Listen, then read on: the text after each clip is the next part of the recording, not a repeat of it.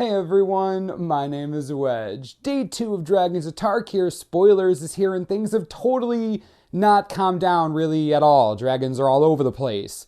Cards that both love and hate dragons are all over the place. It really is a dragon eat dragon world. We're talking about 8 dragons today and they're not even the most hyped cards of the day. Think about that. Yeah, let's do this. Radiant Purge is our first real removal spell in Dragons of Tarkir. 2 mana for an instant, exile target multicolored creature or multicolored enchantment. I'm honestly not sure what to think about this card. My first instinct is that it probably shouldn't have been rare, but it does have some specific uses. The 2 color gods of Theros get hosed all over again as this gets around their indestructibility. It also takes down half of Obzan aggro or mid-range, exiling on Offenza to Siege Rhino. Lastly, the Purge absolutely decimates the Ascendancies. Jeskai and Temur Ascendancy being the main targets as they are the most played. I don't think this will end up being a staple or anything, but I can see some sideboard slots dedicated to this. Siege Rhino gotta die. Plus, any of the cons of Tarkir cons as well, except Narset. I'm sure that's important. Scorch Region is 3 colorless and 2 white for a 4/3 flying dragon. Whenever an opponent casts a spell, put a +1/+1 counter on it and you gain 1 life. This is pretty gross in Commander. If your dragon doesn't die immediately, he's gonna get huge and you'll probably gain a bunch of life. Not only that, but he's out of bolt range. It says whenever an opponent casts a spell, which means it goes on the stack and resolves before the bolt. Effective 4 toughness against removal. It's pretty sweet. I do believe that this card's home will be in Commander, but against something like Red Deck Wins or any type of spell-dependent aggressive or mid-range strategy, the Regent might not be so bad in Standard. Also, and I don't know if it's just me, but he looks an awful lot like Ward Scale Dragon. Maybe like the Dragon Lords, their broods grew up a little bit too. That'd be pretty sweet. Silumgar's Assassin is 2 mana for a 2/1 human assassin. Creatures with power greater than the assassin's power can't block it. When it's turn face up, destroy target creature with power 3 or less an opponent controls. It also has Megamorph for 3 mana. This is the kind of morph creature I love. Turns face up for a reasonable cost, destroy Courser of Crufix, and becomes a 3/2 in the process. Not the biggest creature in the world, but the value's definitely here. Even if you manifest it somehow, you can still pay the Megamorph cost and get the counter. And if you don't care about the counter, you still get the removal ability if you just turn it up for its mana cost. Also, this seems pretty similar to Stratus Dancer design-wise. If this is a cycle, I'm pumped. Thunderbreak Region is 2 colorless and 2 red for a 4/4 flying dragon. Whenever a dragon you control becomes the target of a spell or ability your opponent controls, the Regent deals 3 damage to that player. What? How is this even real? Thunderbreak is insane. If Standard Dragons becomes a thing, this will make the cut. Not only is it a 4 mana 4/4 flyer, already decent, but that ability creates so much value your opponent will have to make serious decisions when using removal. Hero's Downfall being the same spell, but costing 3 life to cast every time you do it's pretty significant. Love Thunderbreak. This is where you should start when making the Standard Dragons deck. The dude's just gross. Shaman of Forgotten Ways is 3 mana for a 2/3 human shaman. You can tap it to add 2 mana in any combination of colors to your mana pool. Spend it only to cast creature spells.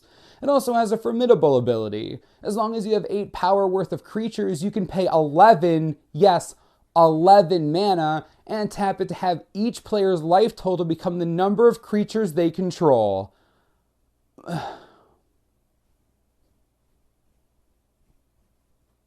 Okay, first, I didn't know we were going to bring back Biorhythm. That's interesting, and by interesting, of course, I mean absolutely insane.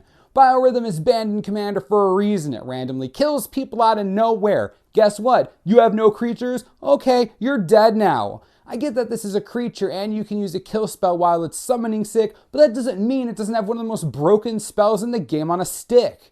Without the formidable ability, it's still an interesting card. Lets you color fix to high heaven to cast whatever creature you want and has a bit of durability. Hey, Omnith players, you need to jam this into your deck right now. I'm not sure how long you're going to have, but take advantage. This is a stupid Commander card. It's dumb. It's a dumb card.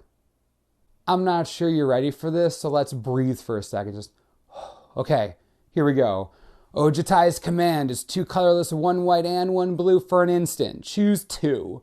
Return target creature card with converted mana cost 2 or less from your graveyard to the battlefield, or you gain 4 life, or you counter target creature spell, or you draw a card. This seems familiar. It has the word command in it. It has 4 options. You choose 2. Oh, wait, that's because a cycle of commands already exists. Holy butts. Say hello to mini cryptic command. You've got to be kidding me. This is Wizards playing with fire right now.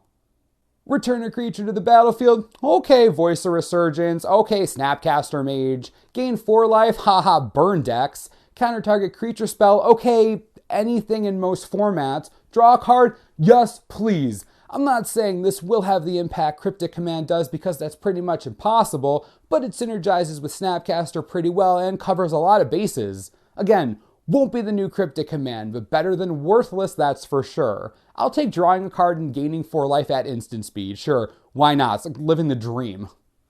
The intro pack rares were also revealed today. We have another cycle of multicolored dragons, this time at the rare level. Arishin Sovereign is 5 colorless, 1 green and 1 white for a 6/6 flying dragon. When it dies, you may put it on the top or bottom of its owner's library. Well, that's resilient.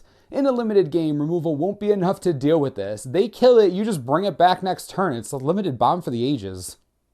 Necro Master Dragon is 3 colorless, 1 blue and 1 black for a 4/4 flying dragon. When it deals combat damage to a player, you may pay 2 colorless. If you do, put a 2/2 black zombie token onto the battlefield, and each opponent puts the top 2 cards of their library into their graveyard. First of all, I knew they couldn't resist printing a mill dragon in the set. Second, dude creates zombies. It's pretty sick. Also, since that activated ability targets each opponent, I think this will be interesting in commander strategies, especially those that enjoy 2/2 zombie sack outlets. For an intro rare, it's very complex. I like it. Pristine Skywise is 4 colorless, 1 white, and 1 blue for a 6/4 flying dragon. Whenever you cast a non-creature spell, untap it. It gains protection from the color of your choice until end of turn. Whoa, that ability is insane. Do you remember Pristine Angel? Because I totally do. While this doesn't have the innate protection the Angel does, it can be triggered pretty easily. Just cast any non-creature spell. Talk about resilient. Definitely not what I was expecting out of the Ojutai intro rare. Harbinger of the Hunt is 3 colorless, 1 red, and 1 green for a 5/3 flying dragon. You can pay 2 colorless and 1 red to deal 1 damage to each creature without flying. You can also pay 2 colorless and 1 green to deal 1 damage to each other creature with flying. I don't know about any of you, but the first thing I thought of when I saw this card was a combo with Bow of Nylea. Just attack with the Harbinger, then activate its ability before blockers. It has Death Touch, everything dies. Totally a thing. Even without the bow, this kills Rabblemaster tokens really well. I think it's a bit too clunky to be a standard staple, don't get me wrong, but the abilities on it are definitely relevant. It might be my favorite of these dragons so far, it's impressive. The last intro pack dragon is Boltwing Marauder. 3 colorless, 1 black, and 1 red for a 5/4 flying dragon. Whenever another creature enters the battlefield under your control, target creature gets +2/+0 until end of turn. The card belongs in Prosh. Plain and simple. Beyond that, it synergizes well with Hordling Outburst or basically any type of fast creature generation. As long as your opponents have nothing to block with, games will end relatively quickly. It is unfortunate that the dragon itself costs 5, but hey, can't have everything, am I right? I'm still not really over the new command and that ridiculous biorhythm on a stick. Dragons of Tarkir is pushing the boundaries of design and power level. Only 2 days in and I'm sufficiently impressed. I don't know about you, but I really think this set is going to be something awesome. Let me know what you think in the comments. The dragon hype is real. No, like seriously though, there are dragons everywhere. As always, subscribe below for the latest and most reliable Dragons of Tarkir spoiler information you could ever need. This is the Manosaurus, I'm Wedge. Thanks for watching, we'll see you next time.